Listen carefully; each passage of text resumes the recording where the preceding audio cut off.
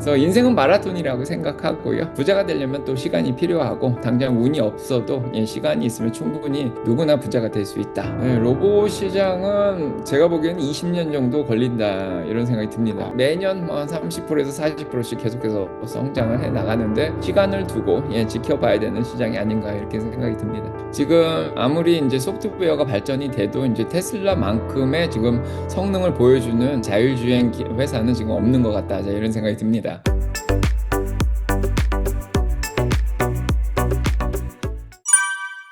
이번에 나온 부자 아빠 행복 철학. 자, 이 책은요, 이제 저희가 주식이라든지 주식 시장에 대해서 너무 여태까지 집중을 해왔는데 본인이 올바른 투자자인지에 대해서 잘 생각을 안 하는 것 같아서요. 현명한 투자자가 되기 위해서 어떻게 이제 잘 본인의 삶을 좀 바꿔 나가야 될까 이런 면에 좀 집중을 한 그런 책이다 이렇게 보시면 되고요. 그래서 어떻게 보면은 제 딸하고 이제 대화를 하면서 어린 나이에 그 다음에 이제 사회생활을 하기 시작하고 그 다음에 나중에 은퇴 이후에 자 어떤 삶을 살아가고 어떤 목적을 가지고 살아가는 게 좋은지 이런 거에 대해서 좀 얘기를 해놨고요. 그래서 장기적인 목적이 좀 있어야지 주식시장을 대하는 태도도 좀 바꿔질 거다. 자 이런 생각이 들어서 이제 인생 지침서를 좀 적어놓은 상황입니다.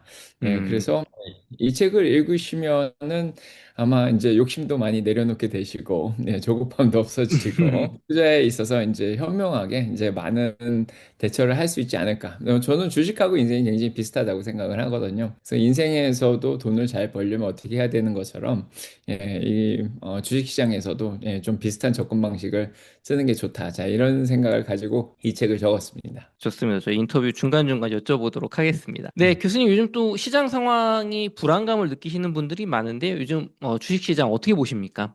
요즘, 일단은 11월 달에 한 3주 정도 조정을 좀 겪었죠. 네, 음, 건강한 조정이라고 볼 수가 있는데, 사실은 이제 4분기가 들어서면서 10월 9일, 10일 날 크게 한 3% 정도 하락을 한 적이 있었습니다. 그때 암호화폐가 이제 크게 떨어졌었거든요. 비트코인 쪽에서 이제 리퀴데이션이라 그래서 이제 현금화하는 그 작업이 굉장히 큰 게 일어났었고요.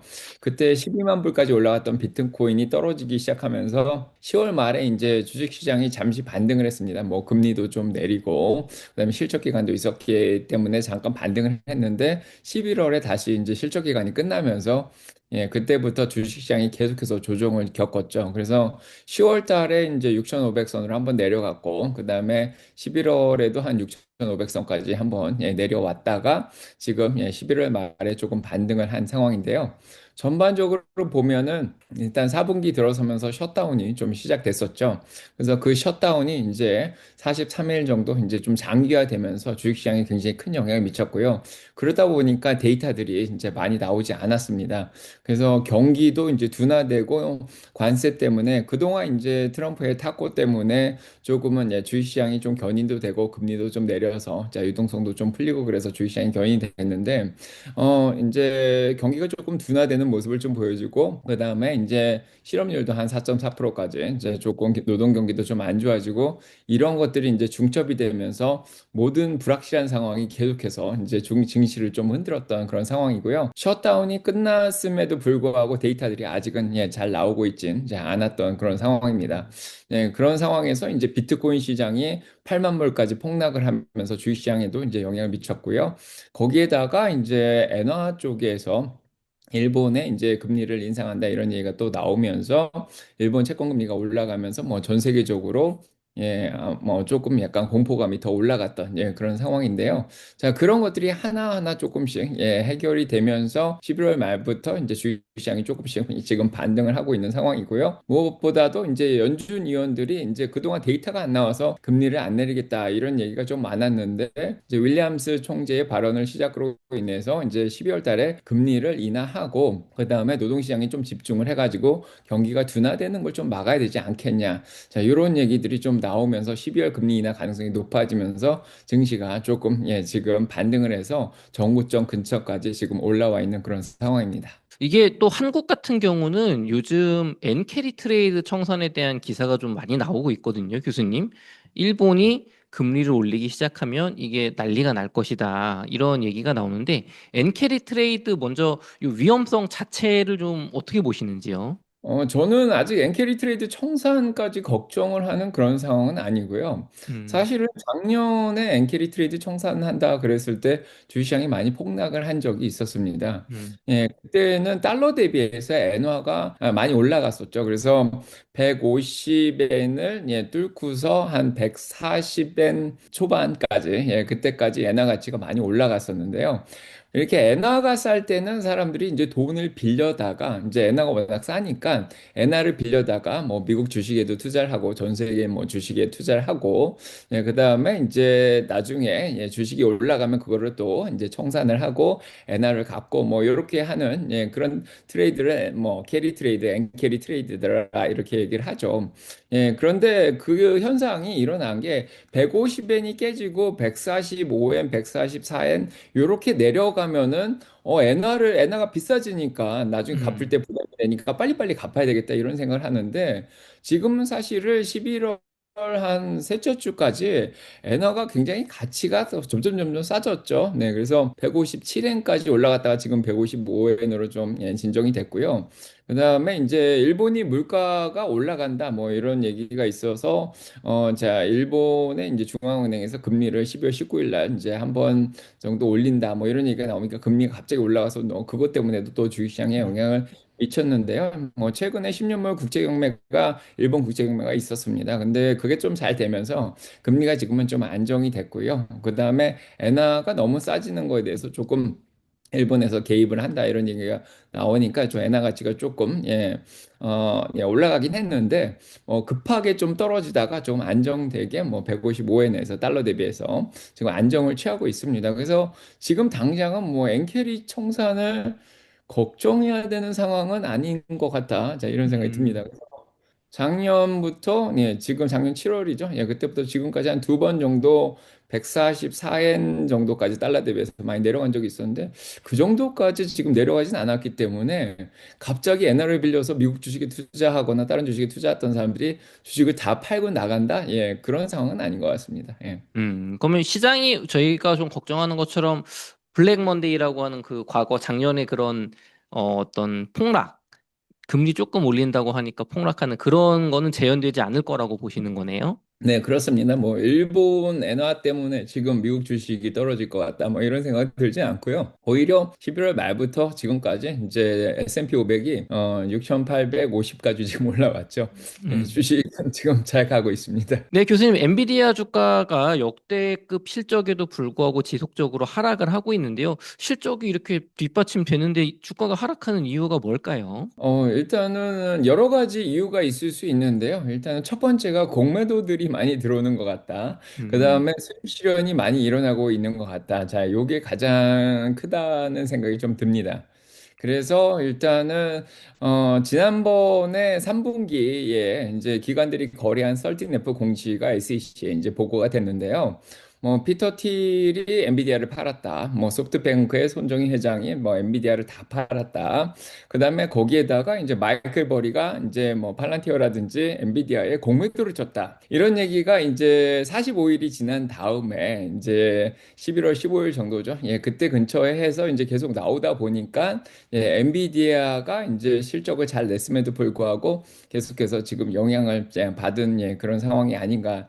자, 이런 생각이 들고요. 그래서 일단은 뭐 마이클 버리가 주장하는 거에 따르면은 빅텍들이 이제 많이 투자를 데이터 센터에 하고 있지만은 이 데이터 센터에 들어가는 반도체의 감가상각비를 너무 이제 적게 발표를 하면서 수익을 극대화하는 식으로 회계 조작이 있었다. 뭐 이렇게 또 자 얘기를 하고 있고요. 그래서 엔비디아의 이제 칩을 뭐 빠르게 이제 생각보다 뭐 5년 6년 갈 줄 알았는데 이제 수명이 생각보다 짧다. 뭐 이런 식으로 얘기를 하면서 여러모로 이제 빅텍들도 공격을 하고 또 엔비디아도 같이 자 공격을 하던 그런 상황이었고요. 그래서 엔비디아가 200불 넘어가서 많이 올라갔다가 어떻게 보면은 수익 실현도 일어나면서 공매도들도 같이 들어온 상황이 아닌가 그런 생각이 들고요. 그 다음에 이제 두 번째로는 지금 경쟁 관계에 있을 수 이제 구글이 있죠. 이제 구글이 이제 반도체 개발을 또 이제 했습니다. 여기서 GPU가 아니라서 데이터 센터에 이제 많이 들어가는 게 이제 AMD나 엔비디아가 개발을 하고 있는 이 GPU 쪽인데 뭐 일반적으로 이제 인공지능을 뭐 훈련을 시키고 뭐 인퍼런스도 하고 그렇게 하는 역할을 하죠. 예, 그런데 이제 이번에 구글이 TPU를 개발했죠. 예, 그래서 이 TPU를 개발하면서 이제 브로드컴하고 협력을 하면서 이제 자체적으로 쓸 용도로 개발했다 이런 생각이 들었는데 요거를 메타에 이제 팔 수도 있다. 외부로 팔 수도 있다.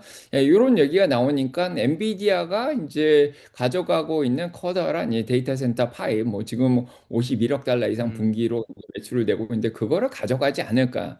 이런 예, 얘기가 좀 나왔죠. 근데 하지만은 이미 엔비디아가 뭐 90% 정도 점유하고 있는 시장이고요. 거기에서 구글이 이제 TPU로 만약에 팔게 돼도 뭐 많이 가져가야 10% 정도 되지 않냐 뭐 이런 얘기가 또 나오고 있습니다. 이제 엔비디아에서도 공식적으로 우리가 구글의 TPU보다는 제너레이션 뭐 한 세대 앞서고 있다 뭐 10년 앞서고 있다 뭐 이런 얘기까지 지금 나온 상황으로 지금 예 경쟁이 좀 치열해지고 있는 예 그런 상황입니다. 그래서 음, 네뭐 TPU가 뭐 에너지도 좀 적게 쓰고 뭐 엔비디아의 이 GPU보다는 이뭐 예, 쿠다 쪽의 뭐 연산 방식이 조금은 예, 다른 예, 그런 모습을 좀 보여주고 있죠. 뭐가 더 우수하냐 안 우수하냐 뭐 이런 얘기도 나오고 있지만은 예, 서로 다른 영역에서 이제 쓰여지는 뭐 엔비디아의 GPU가 조금 예, 제너럴하게 자 일반적으로 쓰여진다고 생각이 드는데 자 그다음에 뭐 예, 아마존이라든지 아마존도 이번에 이제 새로운 반도체를 또 발표를 했습니다. 그래서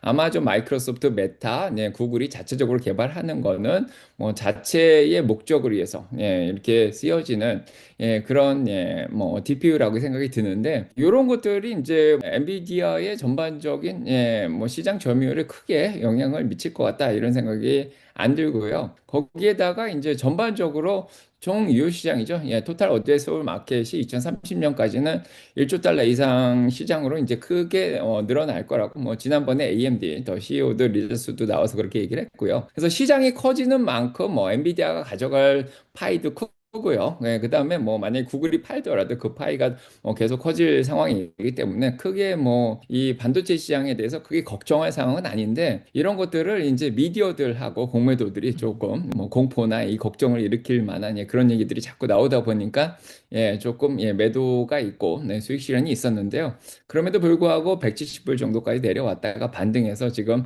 바닥을 잘 다지면서 180불 안팎에서 잘 움직이고 있습니다. 예. 그럼 교수님 지금 180불 안팎인데 지금 시점에 엔비디아 모아가기 좋은 시점이라고 보시나요? 가격대가? 예, 제가 보기에는 저는 이제 엔비디아가 이번 실적 발표를 하면서 어마어마한 실적을 냈습니다. 네, 물론 이제 마진율도 73%가 넘어가는 예, 그런 상황이고 앞으로 마진율이 74%까지 또 올라간다 뭐 이런 얘기까지 나오고 있고요. 데이터 센터 매출도 뭐 51억 달러 뭐 이 정도까지 지금 나온 걸로 알고 있는데 지금 예, 뭐 주당 순이익도 예, 예상보다 훨씬 더 잘 나왔고요. 그래서 적정 주가를 조금 더 올렸습니다. 그래서 한 200불 정도 제가 보고 있는데 음, 목표 주가는 한 230불 정도 보고 가고 있고요. 기관들의 평균 목표 주가는 지금 한 250불 이상 지금 나오고 있는 상황이죠. 예, 그래서 뭐 200불을 적정 주가로 보더라도 그거보다 한 10% 정도는 지금 할인하고 있다. 자, 이런 생각이 듭니다. 예. 좋습니다. 그럼 이제 제일 중요한 연말 연초 미국 주식, 특히나 나스닥, M7 주식들 좀 어떻게 주가 전망하시는지 궁금합니다. 일단은 지금 많은 전문가들이 나와서 이 빅세븐, 예, M7 주식이 많이 예, 고평가되어 있다 이런 얘기를 좀 많이 하고 있는데요. 저는 그렇게 생각하지는 않습니다. 예, 그래서 음, 제가 생각한 적정 주가 대비해서는 엔비디아가 10% 할인을 하고 있고요. 뭐 메타 같은 경우에도 한 10% 정도 할인하고 있다고 보고, 뭐 넷플릭스도 한 10%. 예, 그다음에 이제 아마존이나 마이크로소프트는 한 적정 주가 수준까지 지금 좀 떨어져 있다. 오늘 마이크로소프트가 조금 떨어지면서 적정 주가보다 조금 한 몇 프로 할인을 하고 있는 상황이고요. 애플하고 구글만 조금 적정 주가로 넘어가면서 조금 과열이 됐다. 뭐 이런 생각이 듭니다. 음, 그래서 지금 이 여러 종목들의 펄을 보시면 알겠지만은 메타 같은 경우에는 22, 24 그 사이에서 지금 움직이고 있고요. 나머지 주식들도 한 30대 초반에서 지금 움직이고 있고 조금 높은 엔비디아가 한 46 정도 가져가고 있습니다. 근데 이 기업들의 성장률을 보면은 대부분이 30% 이상 지금 내년에도 성장할 거로, 네, 수익을 낼 거로 지금 예상이 되고 있고요. 메타 같은 경우에는 지금 60% 이상 내년에도 성장할 거로 지금 예상치가 나오고 있죠. 자, 그래서 이제 팩이라고 하는데 펄을 성장률로 나누면 팩이 1보다 다 미만으로 지금 보여집니다. 음, 그래서 지금 뭐 고평가되어 있다기보다는 지금 S&P 500을 3년 동안 끌어올린 거는 이 빅텍들이죠. 네, 실적이 굉장히 잘 나오면서 그만큼 수익이 퍼에서 어닝이 올라가니까 그만큼 밸류에이션도 예, 같이 따라올 수 있고 주가도 같이 따라올 수 있었던 예, 그런 상황이 아닌가 싶고요. 그래서 지금 뭐 약간은 S&P 500이 퍼가 포워드 P 레이시오가 23 정도 나오거든요.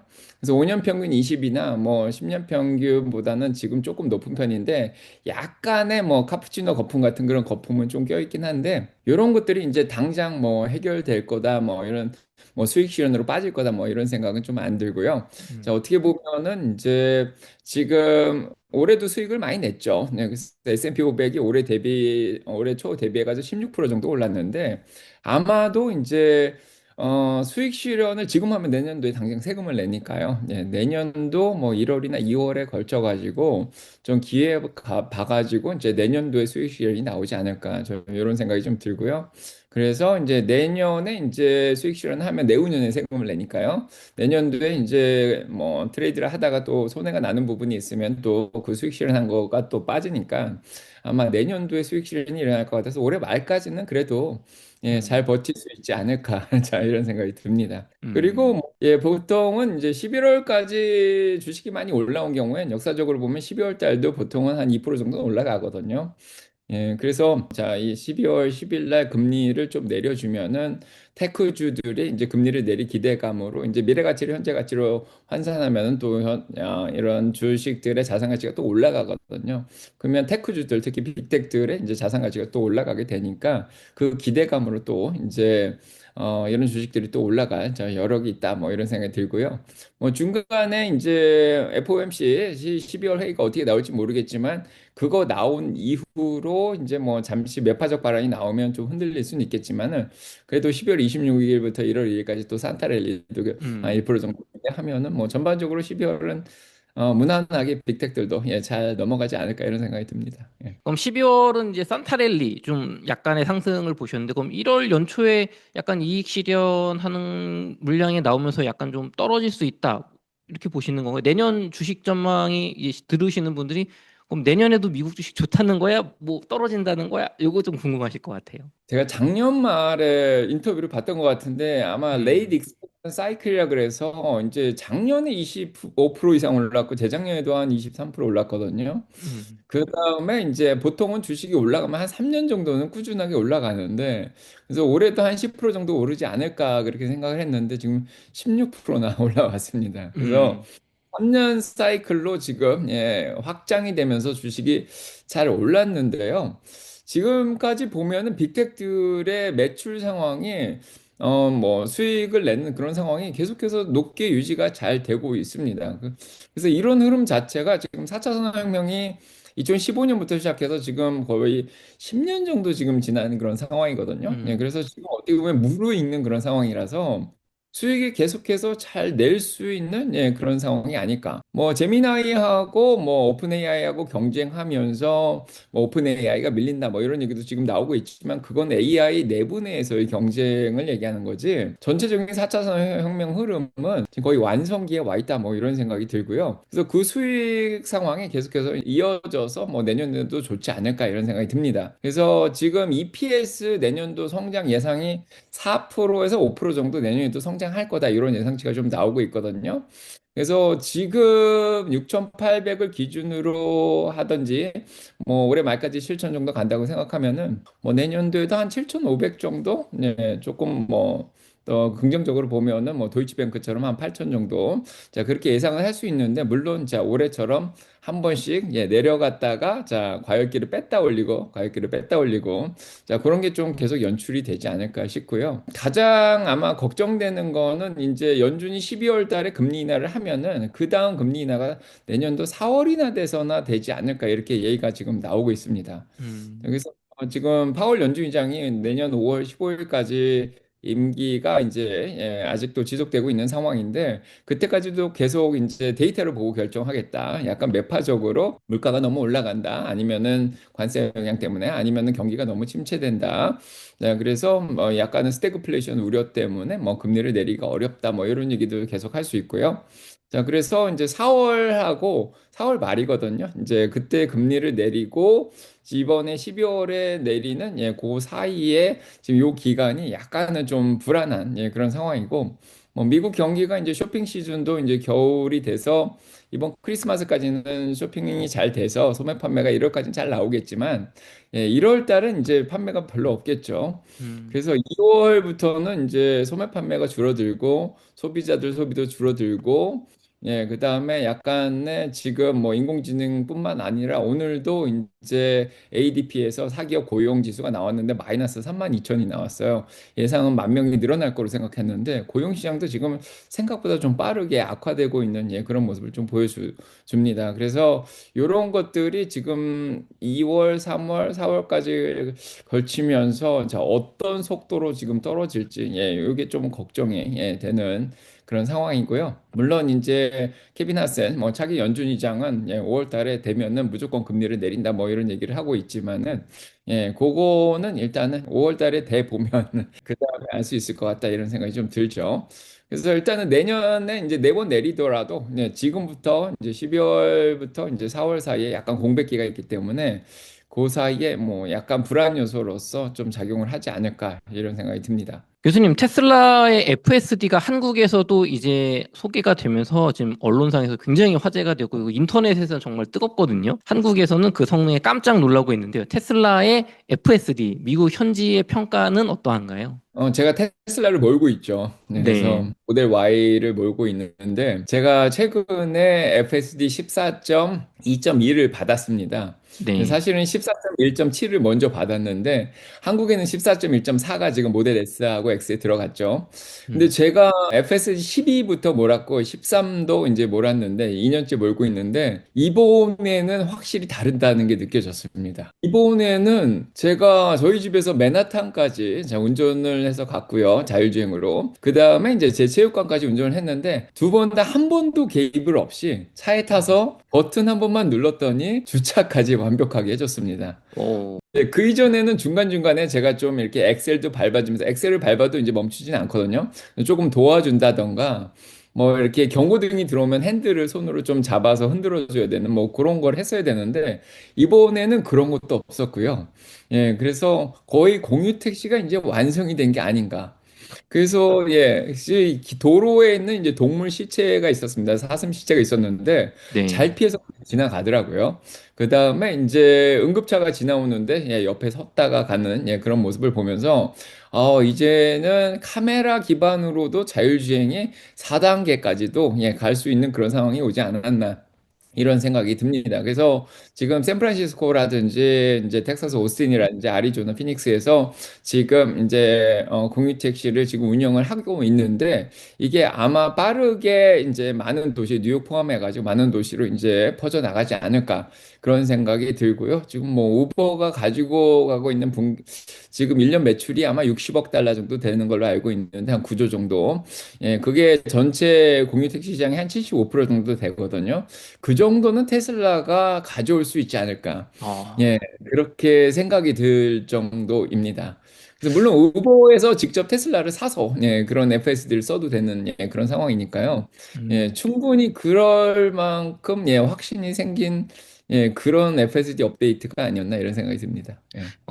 실제로 최근 포브스지에서는 테슬라 FSD를 BMW나 벤츠, 도요타, 현대 같은 기존 완성차 업체들이 이제 더 이상은 자율주행 경쟁이 안 되니까 결국에는 FSD를 테슬라한테 라이선스로 구매를 해서 이제 사용을 하게 될 거다. 이제 어떻게 보면 천하통일이 끝났다라고 보는 기사까지 냈는데 요거는 조금 어떤 내용일까요? 네, 일단은, 예, 일론 머스크도 얘기를 했지만은, 이렇게 좋은 거를 왜 포드라든지 GM이라든지, 뭐, 스텔란티스 집을 만드는 회사는 왜 안 가져가냐, 음, 뭐, 그런 대답을 한 적이 있죠. 지금은 라이다로 이제 자율주행을 하고 카메라까지 이제 섞어서 해도 그 비용을 지금 감당하기가 쉽지 않은, 예, 그런 상황이고요. 지금 아무리 이제 소프트웨어가 발전이 돼도 이제 테슬라만큼의 지금 성능을 보여주는 예, 제 자율주행 회사는 지금 없는 것 같다. 자, 이런 생각이 듭니다. 그래서 테슬라는 제가 몰아보니까 밤에도 되고요. 비가 와도 잘 되고, 예, 속도도 굉장히 높은 속도에서 고속도로에서 운전을 잘 합니다. 그런데 이런 것들은 이제 밤에 운전 제한이 있죠. 그다음 비가 와도 운전이 안 되고요. 속도 제한도 아마 60km 이상은 못 밟게 돼 있고, 뭐 이렇게 제한들이 많이 있습니다. 그나마 이제 테슬라를 따라올 수 있는 기업이 중국 기업들인데 중국 기업들 중에서 라이선스를 줄 만한 예, 그럴 만한 기업은 지금 당장은 안 보이고요.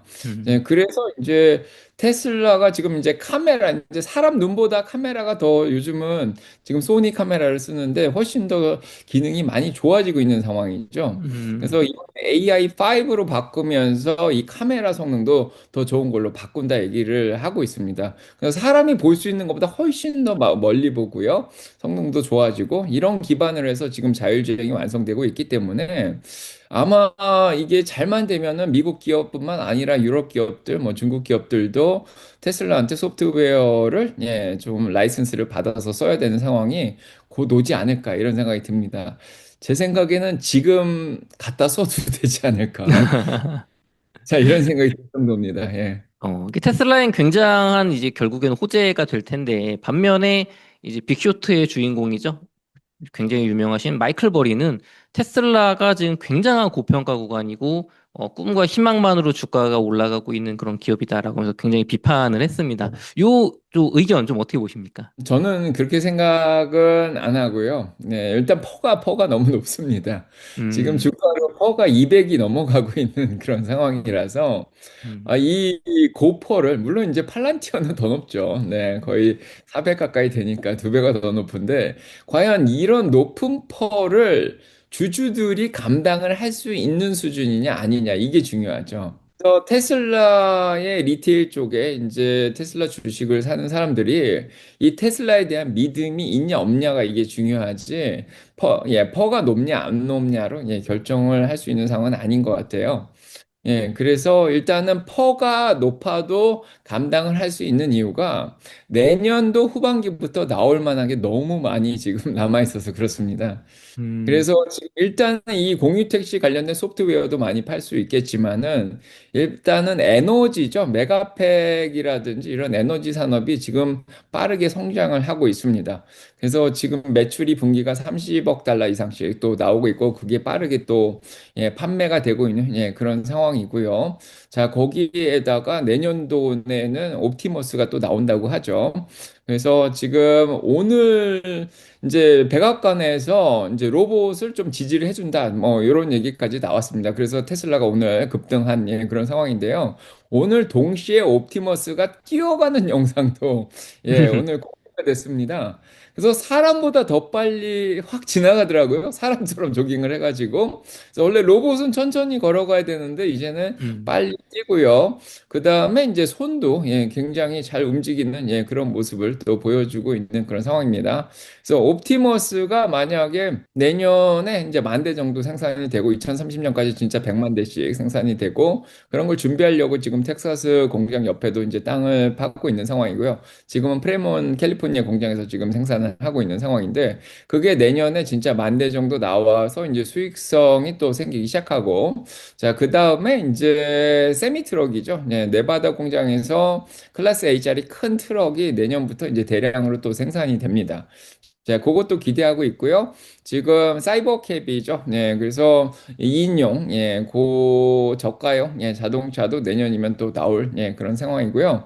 그래서 내년 후반기부터 이제 나올 만한 것들이 굉장히 많이 또, 예, 기다리고 있는 상황이고, 지금은 높은 퍼지만 내년에 성장을 많이 하고, 내후년에 성장하고 2030년까지 계속해서 이런 것들로 인해서 뭐 매년 50%씩만 성장을 해주면은 이 높은 퍼가 2030년 정도 되면은 뭐 한 40대, 50대까지도 떨어질 수 있는 가능성이 있거든요. 그래서 자, 테슬라를 투자한 사람이 좀 5년 정도 보고 가기 때문에 뭐 어떻게 보면은 지금 이 높은 퍼가 합리적이다 뭐 이렇게 말을 할 수도 있습니다. 그래서 뭐 전통적인 생각으로 보면은 다들 예, 너무 비싸 보이긴 하는데 음. 네, 5년을 보면은 예, 가능한 예, 그런 주가다 이렇게 볼 수도 있고요. 지금 기관들의 평균 목표 주가가 한 393불 정도 되거든요. 네, 그래서 그 정도가 좀 적절한 가격인 것 같긴 한데 오늘 440불까지 올라왔는데 자, 그거보다는 조금 더 예, 많이 올라온 상황인데 저도 480불 정도까지는 예, 보고 있는 예, 그런 상황입니다. 그럼 지금 테슬라 적정 주가를 430이라고 하셨나요? 그 교수님 조금 전에? 390 아, 정도 390. 예, 지금의 모멘텀이 좋기 때문에 이런 좋은 네. 모멘텀에서는 기관들의 팔자하고 사자의 의견이 거의 반반이거든요. 지금 음. 테슬라가 그 평균을 뭐 적정 주가로 보도 되고요. 저같이 전통적인 만약에 마이클 버리처럼 예, 뭐 전통적인 EPS에다가 이제 펄을 곱해서 계산을 하면은 예, 지금보다는 훨씬 낮게 지금 나오는 상황입니다.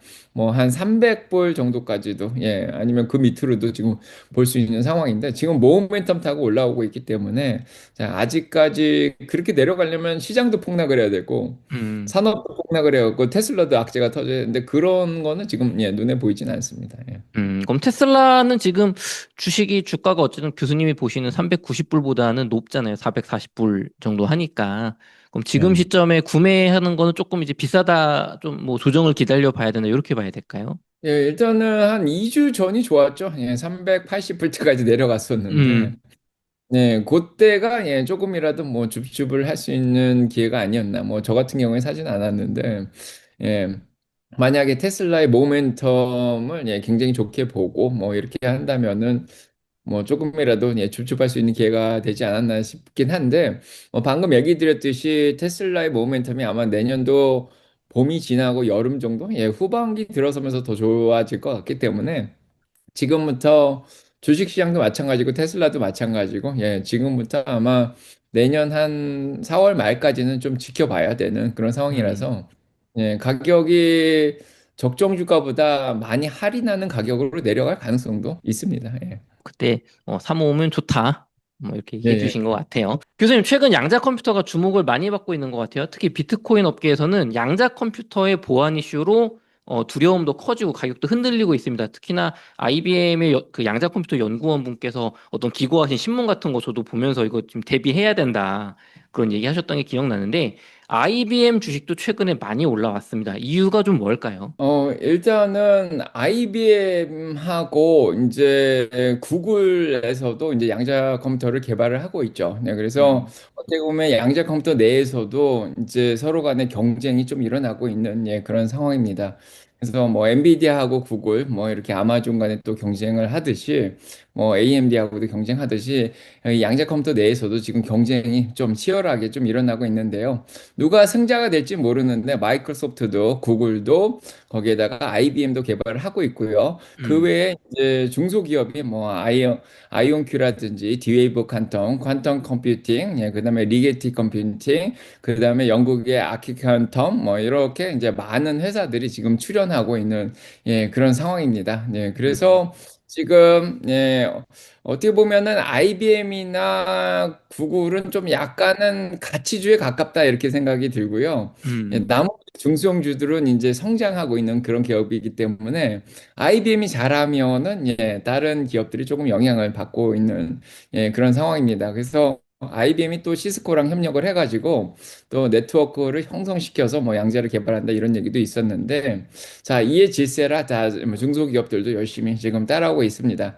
그래서 일단은 시장이 전반적으로 이번에 11월 달에 조정을 겪으면서 빅텍들은 거의 10% 이상 좀 빠졌죠. 네, 100일 이동 평균선이나 200일까지 밀렸는데 그래도 많이 빠지는 않았습니다. 뭐 워낙에 베타값이 그렇게 높지가 않아서 뭐 1.5 정도 되기 때문에 한 15% 정도 빠졌다 이렇게 보시면 되고요. 중소형주들은 예, 그거보다 훨씬 더 영향을 많이 받아서 적정주가보다 한 30에서 50% 정도 빠졌던 예, 그런 상황입니다. 그래서 변동성이 더 심한 주식들, 지금 수익이 안 나는 기업들이 조금 더 예, 시장이 떨어지는 거에 영향을 많이 받았다. 자, 이런 생각이 자, 들고요. 네, 그래서 적정 가격보다 거의 지금 40% 가까이씩은 지금 빠졌다가 지금 오늘도 또 올라왔거든요. 그래서 한 20% 이내로 마이너스 20% 이내로 지금 들어오고 있는 예, 그런 상황입니다. 그래서 뭐 그동안 덜 떨어진 것들은 많이 못 오르겠지만 많이 떨어진 것들은 지금 회복을 하고 있는 그런 상황이다. 이렇게 보시면 될 것 같습니다. 그러면 이렇게 양자 쪽이 주목을 받으면서 주가 흐름이 좋은데 반면에 아이온큐 같은 경우는 10월에 83불에서 지금 거의 뭐 반토막 수준에서 조금 올라온 정도거든요. 이게 IBM과 달리 좀 반등하지 못하고 좀 쉽지 않은 이유가 있을까요? 일단은 중소형주들이 오늘부터 좀 반등을 하기 시작했거든요. 예, 물론 이제 그렇군요. 11월 말에 한 번 바닥을 치고 예, 음, 점프를 한 적이 있었는데 그 이후로 조금 쉬고 있다가 자 오늘 이제 ADP 고용이 조금 낮게 나오고 월요일 날 이제 ISM의 제조업 지수가 좀 낮게 나오면서 전반적으로 12월 금리 인하에 대한 좀 확신이 한 89% 정도까지 올라가니까 예, 중소형주들이 이제 예, 반등을 하기 시작했습니다.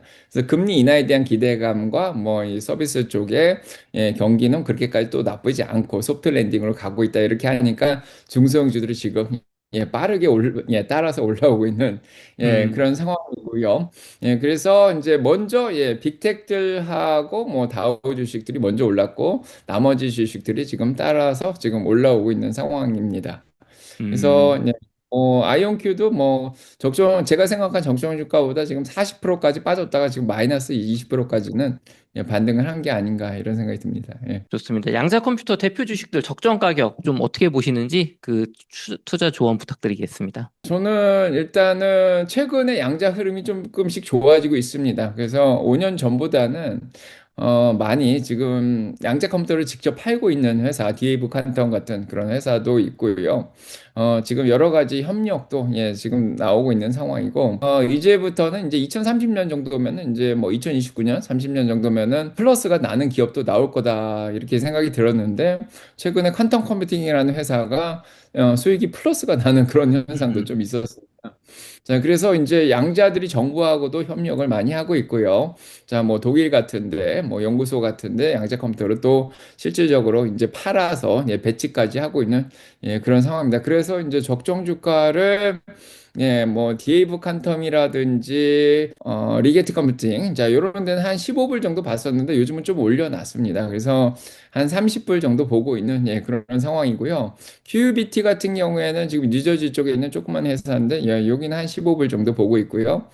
그다음에 아이온큐는 예, 좀한 55불 정도 최근에 실적이 또 잘 나온 상황이거든요. 그래서 디에이브 칸텀하고 아이온큐는 실적이 잘 나오면서 목표 주가를 조금 더 올려서 예, 아이온큐는 한 55불 정도 지금 보고 있는 상황이고 아키칸텀은 한 30불 정도 지금 보고 있습니다. 교수님, 부자 아빠의 행복 철학 신간을 출간하셨는데요. 이 책을 읽어보시면 양자 컴퓨터 투자하시면서 야, 이 변동성에 내가 참 힘들다. 이런 분들의 멘탈에 좀 단련에 도움이 되는 내용이 있을까요? 예, 이제 이 책은 제가 투자하는데 10개 정도의 투자의 원칙이 있는데 음, 제일 투자 원칙이 목적이 있는 투자입니다. 인생에서도 목적이 있듯이 주식 투자에 있어서도 좀 목적이 있다. 자, 이런 생각이 드는데 그래서 이 목적을 잘 세울 수 있을 예, 그런 내용들을 이 책에다 적어 놓은 예, 그런 상황입니다. 그래서 저희 딸한테 교육을 하듯이 인생의 초반기에는 이렇게 살아라. 예, 중반기에는 이렇게 살아라. 그 다음에 경제적 자유를 이룬 이후에는 어떻게 살아야 될지. 그래서 인생의 목적이 정해지면은 얼마 정도의 돈이 필요할까를 정할 수 있고요. 만약에 경제적 자유만 이룬다 그러면 한 10억에서 12억만 있어도 충분하다. 저는 그렇게 생각을 하는데 S&P 500 같은 스파이 같은 ETF에만 넣어놔도 매년 10%씩은 또 수익을 주니까 한 달에 1,000만 원씩은 또 수익이 날 수 있는 그런 구조가 나오거든요. 예, 그렇기 때문에 예, 그렇게 장기적으로 이제 욕심을 버리고 어떤 목적을 또 세우면은 예, 그거에 걸맞게 이제 20살부터라든지 30살부터 예, 장기적으로 이제 복리 효과로 어느 정도 이제 어떤 수익률을 가지고 몇 년 정도 투자해야 될지 뭐 그런 음. 것들이 나오게 되죠. 그래서 정확하게 목적을 잘 세우면은요. 네, 그다음에 욕심 없는 목적을 잘 세우면은 직장을 가지기 시작한 때부터 한 30년 정도 투자하면은 충분히 네, 도달할 수 있지 않을까 이렇게 생각하고 이 책을 썼습니다. 예. 좋습니다. 교수님, 안드로이드 로봇 시장이 정말 커지는 것 같아요. 어떻게 교수님이 한 1년 전부터 옵티머스 눈여겨봐야 되고 로봇 시장 정말 커질 거라고 하셨는데 지금 이제 정말 그런 것 같아요. 중국 로봇 뭐 마라톤도 하고 무술도 하고 뭐 짐도 옮기고 별걸 다 하고 있는데 미국 로봇, 특히 옵티머스가 경쟁에서 승리할 수 있다라고 보시는지요? 가장 큰 차이점이 뭘까요? 지금 가장 큰 위협은 사실은 중국의 로봇 기업들입니다. 그래서 아, 유니트리 같은 데서 이미 대량 생산을 하고 있고요. 값싼 로봇들을 지금 만들어내고 있죠. 휴머노이드 시장 쪽에서는 아마 이제 중국이 가장 큰 위협인데, 네, 보스턴 다이나믹스, 현대가 투자하고 있는 회사도 있고, 뭐 아마존 같은 데서 투자하는 이제 피겨투 이런 데도 있는데, 옵티머스가 그나마 예, 대량 생산이 가능하죠. 지금 테슬라는 지금 자동차랑 이제 휴머노이드 로봇하고 사실은 비슷합니다. 그래서 자동차가 서서 바퀴를 손으로 바꾸면 그게 로봇이거든요. 네. 그렇죠. 그래서 지금 자동차의 자율주행을 완성시킨 게 테슬라입니다. 그래서 이번에 14.2.1이 나오면서 거의 완벽에 가까운 자율주행이 지금 완성되고 있는 그런 상황인데, 만약에 하드웨어 5, AI5까지 이제 새로운 반도체까지 장착을 하면은 더 성능이 좋아질 거로 보이고요. 반도체가 지금 옵티머스에 달려 있죠. 그래서 네, 자율주행도 가능하고 거기에다가 자동차를 생산했던 대량 생산을 했던 기가팩토리를 만들어서 그런 경험도 있기 때문에 충분히 로봇도 대량 생산을 예, 가능하게 만들지 않을까. 그래서 규모의 경제를 달성해서 충분히 비용을 낮춰서 옵티머스의 예, 비용을 뭐 지금 2만 불에서 3만 불에 판다 그러는데 실제 수익이 나는 선에서 예, 그 가격에 싸게 자, 내놓을 수 있지 않을까. 자, 이게 옵티머스의 장점이고요. 그 다음에 마지막으로 옵티머스의 손입니다. 그래서 로봇 기업들 가운데 손이 가장 예, 손가락까지 자유롭게 지금 개발을 한 기업이 옵티머스고요. 테슬라입니다. 자, 그래서 이제 지금 테니스 공을 던지면 잡을 수 있죠. 그 음. 다음에 뭐 집안일을 할 때 뭐 요리를 하거나 쓰레기를 버린다던가 뭐 이불을 갠다던가 뭐 잔디를 깎는다던가 예, 그 다음에 공장에서 물건을 옮긴다던가 이런 역할을 예, 지금 굉장히 잘 하고 있는 예, 그런 상황입니다. 자, 그래서 이런 예, 손이 인간하고 같이 움직이고요. 지금 춤도 굉장히 잘 추고, 자, 오늘 뛰는 모습도 보였죠. 그래서, 자, 로봇에 이제 필요한 그런 기술들은 다 완성이 된 것 같고, 거기에다가 자율주행 기술이 합쳐지고 대량 생산이 가능하면 확실히 이제 중국 기업하고 경쟁을 할 수 있는 그런 로봇이 나오지 않을까 이런 생각이 들고요. 지금 테슬라가 중국차들하고 경쟁하는 거하고 같은 구도로 보시면 됩니다. 그래서 중국의 지금 뭐 샤오펑이라든지 그다음에 이제 BYD라든지 예, 그다음에 뭐 니오라든지 샤오펑 이런 기업들이 자동차를 굉장히 잘 만들고 있죠. 근데 그게 지금 테슬라의 모델 Y나 모델 3하고 이제 치열하게 지금 경쟁을 하고 있거든요. 근데 중국에서 지금 테슬라의 모델 Y가 내년도 1월, 2월까지 다 지금 매진이 된 상황인데 그만큼 자율주행이 이제 중국에서 내년도에 이제 완전히 승인이 될 수도 있는데 그만큼 매력적으로 지금 중국 사람들한테 다가오고 있다. 뭐 이렇게도 볼 수가 있습니다. 그래서 옵티머스가 만들어지면은 자동차처럼 중국에서도 경쟁력을 가지고 중국 시장을 공략하고 미국에서도 이제 경쟁력을 가지고 그 외에 뭐 한국이라든지 아시아라든지 유럽까지도 퍼져나갈 수 있지 않을까 이런 생각이 듭니다. 그럼 어쨌든 지금 중국 로봇이 자동차도 그렇고 2차 전지도 그렇고 정말 가성비 좋고 성능 좋게 시장을 공략하고 있는데 로봇 쪽에서도 중국이 그냥 무시할 존재는 아니다. 옵티머스가 무조건 뭐 안심할 정도는 아니다. 이렇게 정도까지는 보시는 거예요. 예, 맞습니다. 지금 자동차 회사인 샤오팡도 로봇을 개발하고 있고, 음, 예, 그다음에 유니트리라는 회사는 실제로 지금 싼 로봇을 내놓고 팔고 있고, 그 다음에 이제 자율주행 쪽도 중국이 좀 앞서가죠, 인공지능 쪽이. 자, 그러다 보니까, 예, 그런 것들이 지금 테슬라가 가지고 있는 장점을 중국도 어느 정도 지금 따라오고 있는데, 약간은 부족한, 음, 예, 바로 뒤에까지는 지금 따라오고 있는 그런 상황입니다. 예. 좋습니다. 그럼 이제 또 AI나 반도체 주식과 비교할 때 로봇 시장의 가치 평가가 지금 적절하다고 보시는지 앞으로 좀 이런 로봇 주식들 올라갈 폭이 많이 남아 있다고 보시나요? 네, 로봇 시장은 제가 보기에는 20년 정도 걸린다 이런 생각이 듭니다. 이제 어, 산업용 로봇은 이미 자, 많이 발전이 되어 있는 상황이고요. 저희가 말하는 건 이제 휴머노이드 로봇인데 음, 또 시장이 굉장히 커지려면 20년 정도 지금 바라보고 있는 그런 상황이고요. 지금은 이제 유효 시장이 한 20억 달러 정도 되는 작은 시장인데, 요게 이제 2030년 정도 되면 한 10배 정도? 네, 그래서 200억 달러 시장으로 좀 늘어날 것 같고요. 그 다음에 20년에서 25년 정도 지나면은 모건 스탠리에 따르면은 뭐 5조 달러에서 7조 달러 시장으로 어마어마하게 커질 걸로 지금 생각이 되고 있습니다. 자, 그래서 지금은 당장 사람들이 로봇을 사용해야 될 필요는 없죠. 네, 물론 이제 군사적으로 쓸 수도 있긴 하지만은 예, 그래서 뭐 가정에서 굳이 로봇을 써야 되나? 나 좀 불편하게 살면 된다. 자, 이렇게 생각하는 사람들도 있기 때문에 이런 관점이 좀 바뀌기 시작하는 게 한 20년 정도 걸리지 않을까 이렇게 잘 보고 있습니다. 자, 그래서 뭐 일단은 매년 뭐 한 30%에서 40%씩 계속해서 성장을 해 나가는데 좀 시간을 두고 지켜봐야 되는 시장이 아닌가 이렇게 생각이 듭니다. 예. 그럼 주목할 만한 로봇 종목 좀 어떤 게 있을까요, 교수님? 로봇 종목이 굉장히 많은데요. 이제 산업용 로봇하고 의료용 로봇도 있고요. 그다음에 휴머노이드 로봇도 있고, 자, 오늘 갑자기 오르기 시작한 뭐 아이로봇, 로봇 청소기도 있고, 음, 그다음에 서브 로봇처럼 이렇게 배달하는 로봇도 있고요. 뭐 애완견 로봇도 있고, 로봇 종류가 굉장히 많습니다. 그래서 어떤 특별한 기업에 투자한다고 하기엔 좀 위험도가 굉장히 높아요. 그래서 수익을 무조건 뭐 다 잘 낸다고 또 볼 수도 없기 때문에 그 중에는 또 도태되는 기업도 있을 거고요. 그래서 제 생각에는 지금은 ETF로 투자하는 게 더 맞다 이런 어, 생각이 들고요. 그래서 BOTG라는 ETF를 제가 좋아합니다. 그래서 네. BOTZ라고 볼 수 있는데 그래서 여기에는 이제 엔비디아가 사실 제일 많이 들어가 있고요. 아, 그렇군요. 네, 써야 되고 뭐 소프트웨어도 써야 되고 두 번째는 인투이티브 서지컬 뭐 이렇게 외과용 다빈치 로봇을 만드는 요 회사가 또 많이 들어가 있고 그 외에 한국, 유럽, 뭐 중국, 일본, 뭐 미국 다양한 기업들에 골고루 투자하고 있는 ETF입니다.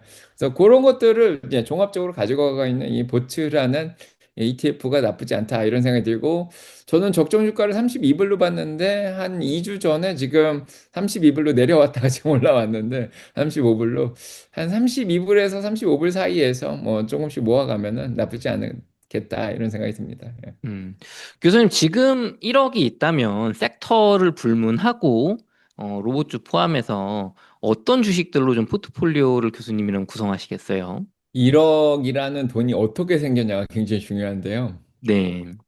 1억을 열심히 모아가지고 10년 정도 모은 돈이라면은 그게 한 번에 잃어버리기엔 너무 무서운 돈이죠. 음, 그리고 하지만 1억을 이제 빌려서 투자하면 안 되는데 뭐 부모님이 그냥 주셔서 투자하라 이렇게 줬으면은 굉장히 가벼운 돈이 될 수도 있는데 음, 사실 이 1억이라는 돈은 모으기가 굉장히 어렵다 이런 생각이 듭니다. 그래서 처음 직장을 구한 사람이 최소한 10년은 일해야지 제가 모을 수 있는 돈이다 이런 생각이 들고요.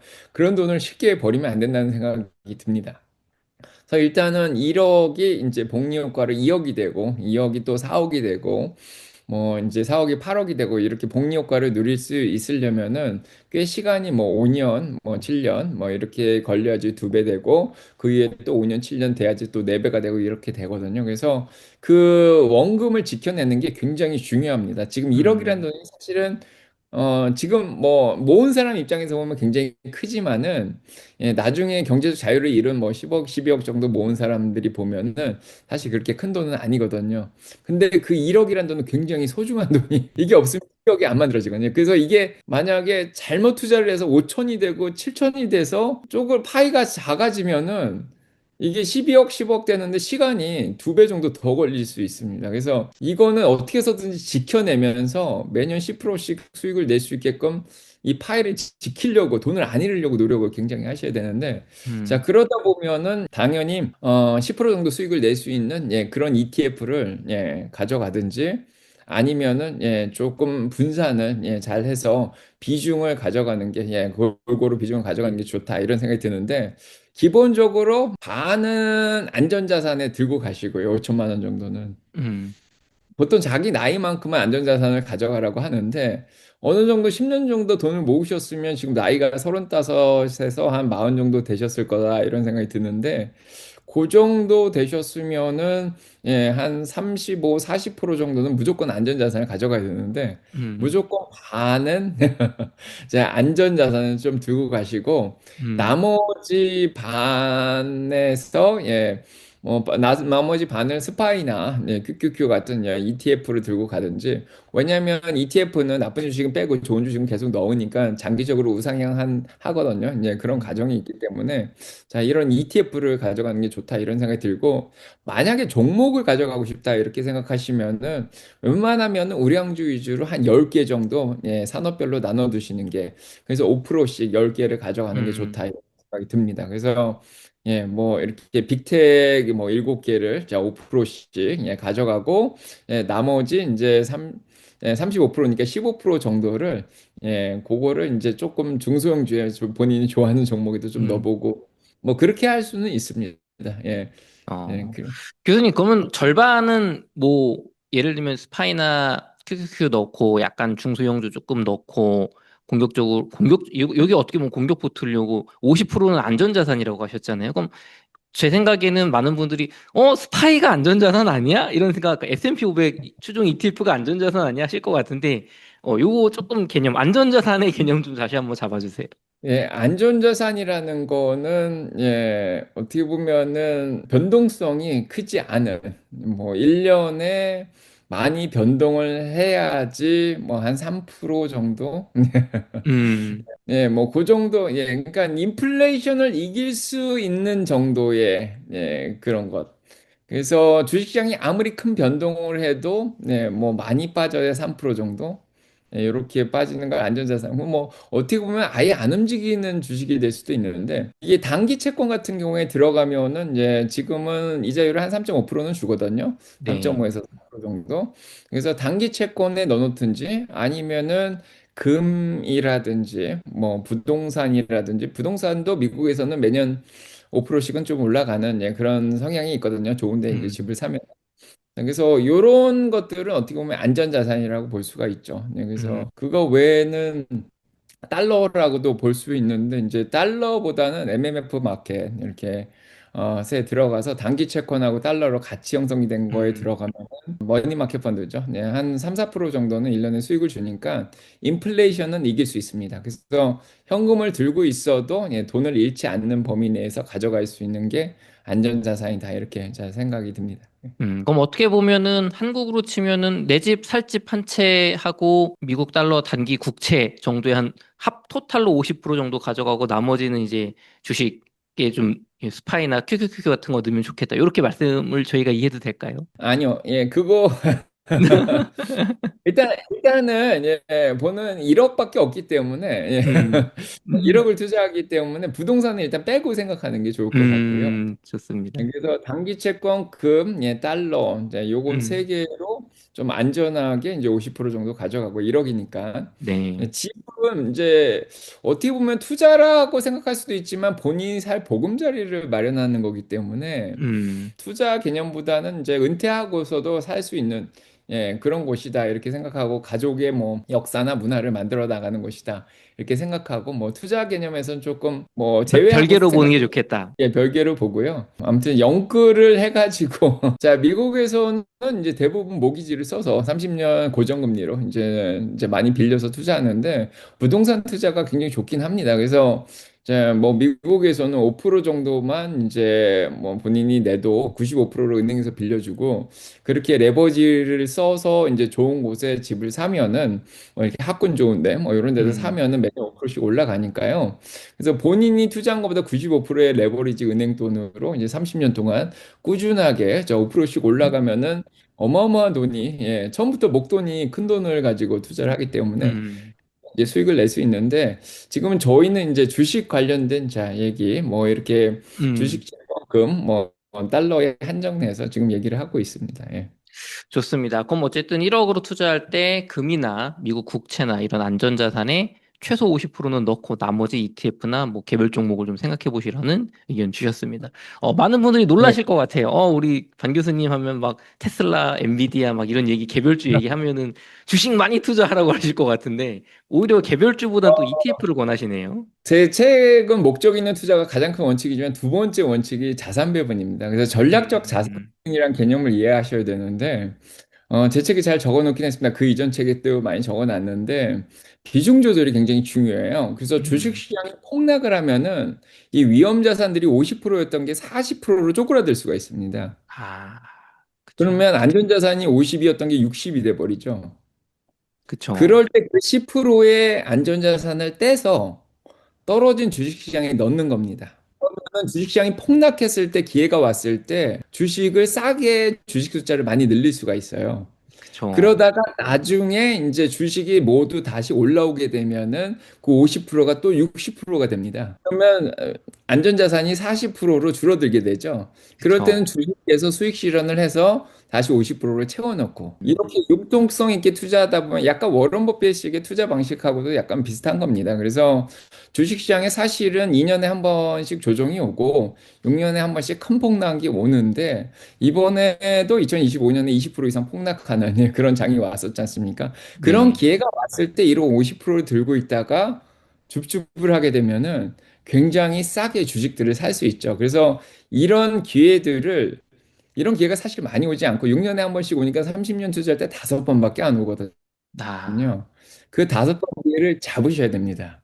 음, 그래서 50%를 떨어졌을 때 테슬라가 올해도 200불 때까지 내려갔었죠. 210불까지. 네. 그럴 때 저희가 굉장히 많이 샀었거든요. 그건 안전자산이 있었기 때문에 사는 거죠. 네, 그래서 음, 뭐 작년에도 140불, 테슬라가 재작년에도 100불 내려간 적이 있었는데 저희는 그때 열심히 또 샀습니다. 그래서 무슨 돈으로 사냐? 그런 얘기가 나올 텐데 항상 안전자산이 있기 때문에 거기서 이제 많이 늘어난 안전자산, 상대적으로 많이 늘어난 안전자산에서 빼가지고 주식을 사면은 그게 나중에 이제 주식이 많이 올라오면 본인의 파이가 이만큼 커지는 걸 보실 거예요. 그래서 음, 같은 5%를 가져가더라도 파이가 커지기 때문에 주식 개수도 늘어났기 때문에 본인의 자산이 굉장히 빨리 올라가는 걸 보시게 될 겁니다. 이런 거를 전략적 자산 배분이라 그러는데 저의 이전 책들을 꼭 보시기 미국 주식 투자 스토리 꼭 읽어보시기 바랍니다. 좋습니다. 그 교수님의 네. 미국 주식 투자 스토리 또 요번 신간 부자 아빠의 행복 철학 모두 읽어보셨으면 좋겠습니다. 이어서 저희 부자 아빠의 행복 철학 책 이야기 조금 해보도록 하겠습니다. 교수님, 요번에 나오신 신간 부자 아빠의 행복 철학에 대한 이야기 나눠보겠습니다. 책 1장이 인생 초년기에 출발이 인생을 바꾼다. 이 출발이 인생을 바꾼다가 부제거든요.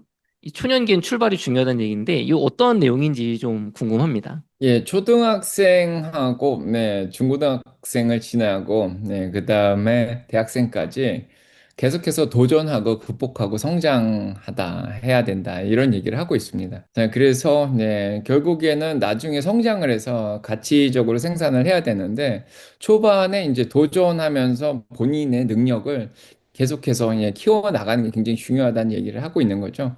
그래서 돈에도 복리 효과가 있듯이 지식이나 경험에도 복리 효과가 있어서 이 햄버거처럼 계속해서 쌓입니다. 그래서 본인이 기본 지식을 많이 쌓거나 기본 경험을 많이 쌓은 사람은 그 위에 더 쌓기가 굉장히 쉬워지죠. 그래서 여러 가지 뭐 습관이라든지 뭐 여러 가지 방법들을 이 책에서 다 적어 놓긴 했는데 대학교 때까지의 성장의 경험과 이제 지식의 습득 이런 것들이 굉장히 중요하다. 자, 이런 얘기를 자 하고 있습니다. 교수님, 이게 결국에는 그렇게 10대 때 공부 많이 하고 20대 때도 공부 어떤 경험, 지식, 직업 같은 걸 찾아가면서 많은 걸 쌓아야 된다고 얘기를 해주셨는데, 근데 결국에는 저희가 듣고 싶은 얘기는 부자가 되는 방법이잖아요. 근데 20대에 이제 30대의 부자가 되기 위해서는 어떤 것들을 반드시 꼭 해내야 되는지 20대 때 꼭 해야 되는 어떤 그런 게 있을까요? 일단은 이제 고등학교를 졸업하고 이제 대학교를 갈 수도 있고 대학교를 안 갈 수도 있는데 경제 음, 활동을 시작하면서 본인이 성장한 거를 이제 생산으로 이제 가치를 생산하기 시작하는 그런 단계로 넘어갔는데요.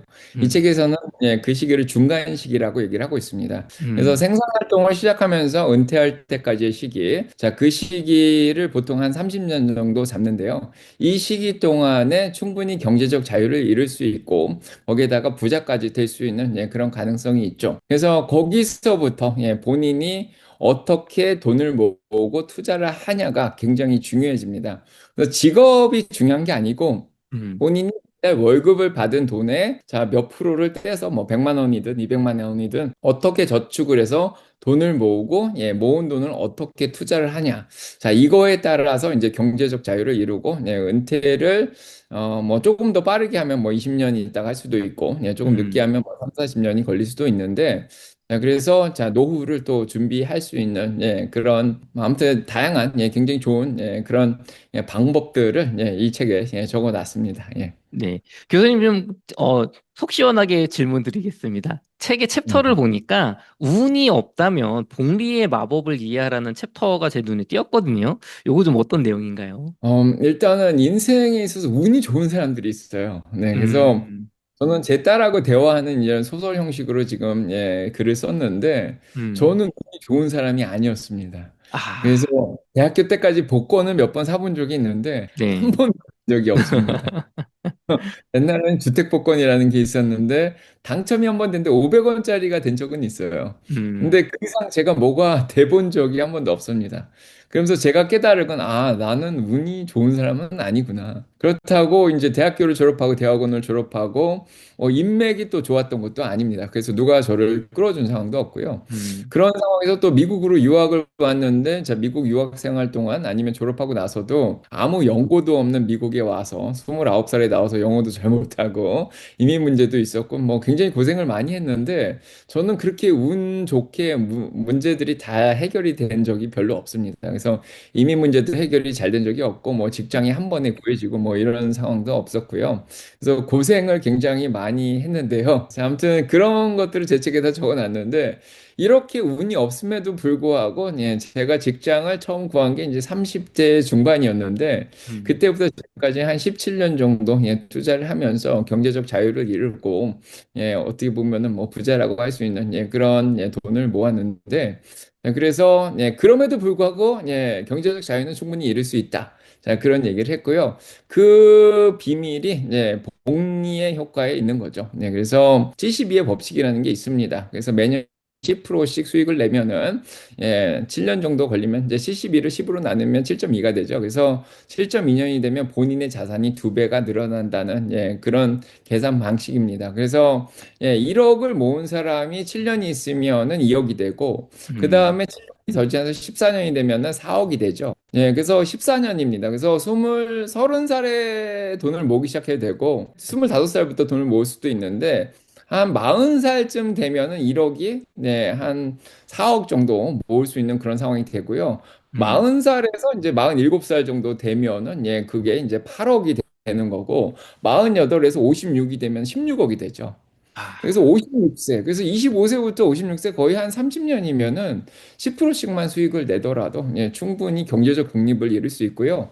더 나아가서 60대가 되면은 그게 이제 슈퍼개미가 될 수 있을 정도로 뭐 30억에서 뭐 100억까지도 늘어날 수 있습니다. 그래서 자, 이거의 이제 가장 큰 핵심은 투자자로서 이 30년을 견딜 수 있는 계속해서 내가 투자금을 저축하면서 투자를 할 수 있고 너무 조급하지 않게 매년 10%씩만 수익을 낼 수 있고 그다음에 욕심을 내지 않고 30년 동안 꾸준히 나는 좋은 습관을 가지고 돈을 벌 수 있겠냐. 이런 것들이 음, 굉장히 중요해요. 그래서 이 책에서는 그냥 직장 생활 하는 법, 대화하는 법, 좋은 습관을 가지는 법, 나쁜 습관을 없애는 법, 뭐 사람 관계를 어떻게 문화를 이해하는 법 해가지고 다양하게 이 30년의 중간 시기를 잘 지내올 수 있는 여러 가지 좋은 뭐 어떻게 보면은 모범 답안들을 좀 써놓은 그런 책이고요. 그래서 인생은 마라톤이라고 생각하고요. 조금 부자가 되려면 또 시간이 필요하고 당장 운이 없어도 시간이 있으면 충분히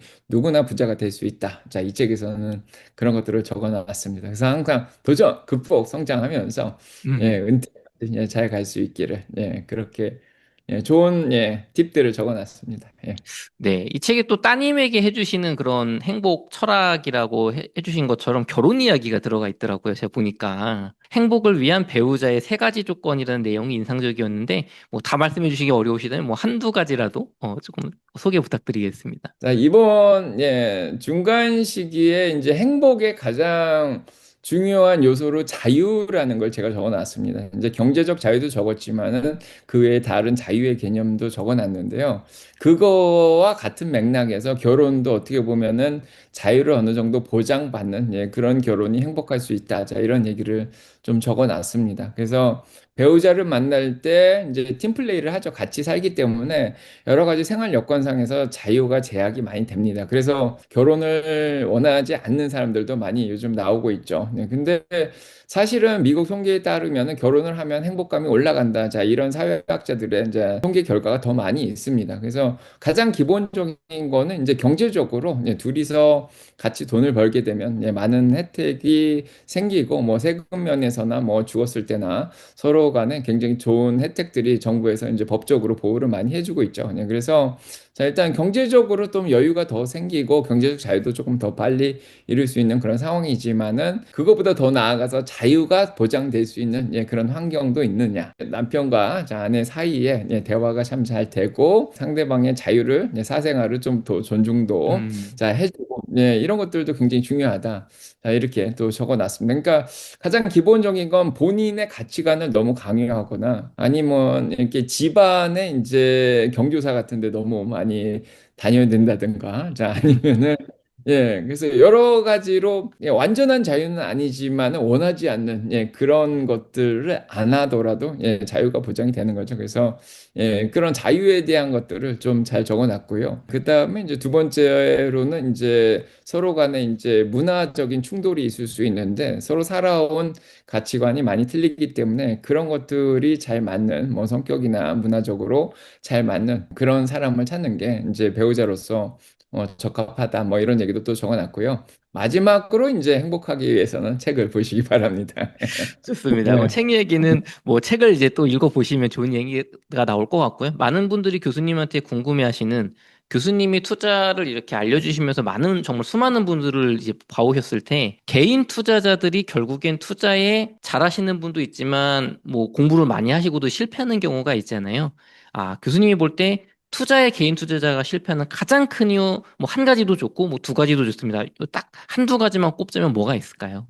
저의 투자의 원칙 중에 가장 중요한 게 예측을 하지 말자입니다. 사람들은 주식 투자를 하면서 평소에도 예측을 많이 하시는 분들이 있겠지만 지혜로운 사람들이 앞을 많이 보고 예측을 하면 살죠. 네. 근데 그 예측이라는 게 앞으로 어떻게 될 거라고 예측을 하려고 하는데 그것보다는 앞으로 어떤 위험이 있을 것인가. 위험을 대비하면서 보험도 사고 위험에 대비하는 그런 습관을 들인 사람들은 굉장히 전 지혜롭고 현명하다 이런 생각이 드는데 주식 투자를 함에도 주가가 어떻게 움직일 것이다. 뭐 이렇게 자꾸 예측을 하고 뭐 앞으로 폭락이 올 거다, 올라갈 거다 뭐 이렇게 예측을 하는데 그렇게 예측을 하는 것보다는 앞으로 어떤 위험이 있기 때문에 이런 위험 요소를 대비해 가지고 안전자산을 어느 정도 확보를 항상 해둬야 되겠다.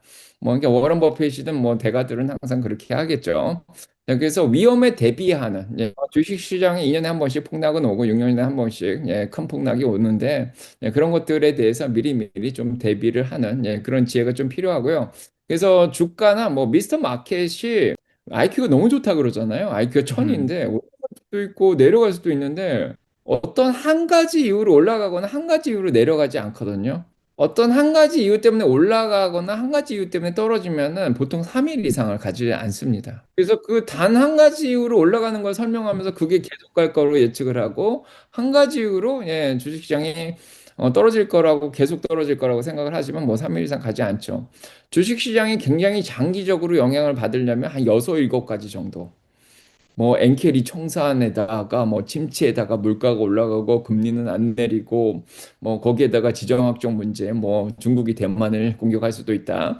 뭐 이런 종합적인 문제들이 한 번에 일곱 여덟 개가 한 번에 들어와야지 여섯 일곱 개 정도가 이제 한 번에 들어와야지 주식시장이 좀 장기적으로 폭락하고 영향을 뭐 몇 달씩 영향을 받고 그렇게 하거든요.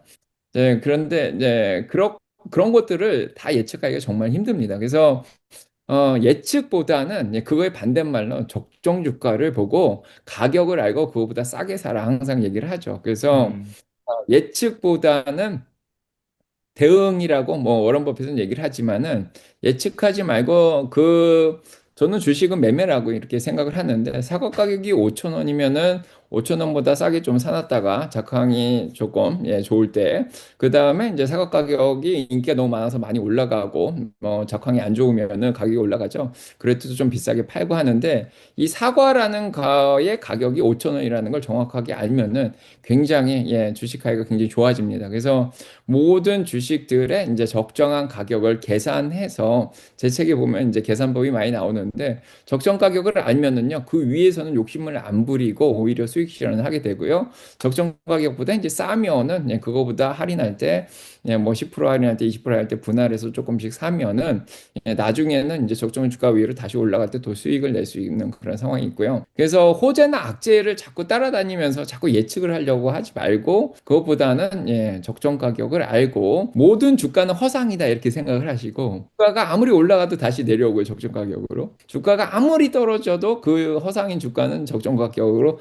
다시 돌아온다 이렇게 생각을 하시고 그 가격을 뭐 계산할 줄 아시면 굉장히 좋을 것 같은데 저의 뭐 수민이 미국 주식 투자 스토리라든지 따라 주식 공부하자 이런 책에 다 적어놨거든요. 적정 가격을 알고 그 밑에서 사자. 그래서 타이밍이나 뭐 예측이나 이런 것보다는 어떻게 보면은 프라이싱, 가격을 아는 게 굉장히 중요하다 이렇게 얘기를 드리고 있습니다. 그래서 절대로 맞추려고 음, 예측하려고 하지 마시고 두 번째로는 너무 조급해하지 마세요. 그래서 뭐 한두 달 떨어지고 한두 달 올라가고 뭐 이런 거에 대해서 너무 민감해하지 마시고 주가는 허상이기 때문에 결국에는 뭐 다시 올라간 것도 내려오고요. 내려가면 또 올라오고 자 이렇게 되기 때문에 자 너무 조급하게 마음을 먹으면 며칠 올라가고 며칠 떨어진 거 뭐 한두 달 올라가고 떨어진 거에 너무 연연해 안 하시는 게 좋을 것 같다 이런 생각이 합니다. 자 일단 교수, 그러려면 욕심을 버려야겠죠. 네. 음, 그래서 빨리빨리 부자 되려는 그런 마음, 재책을 읽으시고요. 여유를 가지시기 바랍니다. 예. 좋습니다. 부자 되려는 마음 버리고, 이 예측해가지고 내가 지금 맞춰서 몇 배 먹겠다 단기간에 이런 거 절대 하지 말아라. 그러니까 어떻게 보면은 저희가 30년 동안 내야 되는 수익이 1억이 30억이 되니까 한 3천 배 정도 수익을 내야 되는 그런 상황이거든요. 음, 자, 그렇기 때문에 단기간에 몇백 프로 수익을 내도 결국 또 못 맞춰서 이제 도박이라는 게 사실 예측하고 맞추려고 하는 건데 몇백 프로 수익 내도 몇백 프로 금방 또 까먹거든요. 음. 그래서 그 단기간에 몇백 프로 수익 내려다가 몇천 프로를 잃어버릴 수가 있습니다. 그래서 그렇게 생각하면 마음이 편하실 겁니다. 좋습니다. 이렇게 해서 이주택 교수님과의 인터뷰를 마치도록 하겠습니다. 긴 시간 동안 수고 많으셨습니다. 감사합니다. 감사합니다.